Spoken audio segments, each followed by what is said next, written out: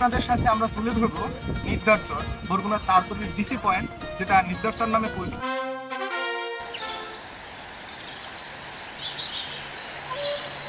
শহর থেকে খানিকটা দূরে সমুদ্রের তীর ঘেঁষা সবুজ গাছে ঘেরা এবং কার্পেটের মতো দেখতে ঘাস, মনোমুগ্ধকর এই দৃশ্য দেখে মনে হচ্ছে সৃষ্টিকর্তা খুব শখ করে সাজিয়েছেন। বলছিলাম বরগুনা জেলাধীন তালতলি উপজেলার সোনাকাটা ইউনিয়নের ডিসি পয়েন্ট বা নির্দারচরের কথা। এখানকার পরিবেশ আর স্নিগ্ধতা আপনাকে মুগ্ধ করতে বাধ্য। এখানে আসলে সমুদ্র ও প্রকৃতির গান শুনতে পাওয়া যায়। এখানে নেই শহরের থমথমে পরিবেশ ও বিরক্তিকর যানবাহনের শব্দ। আপনার যেন মনে হবে প্রকৃতি আপনার সাথেই কথা বলছে। এখানে এসে কিছুক্ষণ থাকার পর আপনি পড়ে যাবেন প্রকৃতির মায়ায়।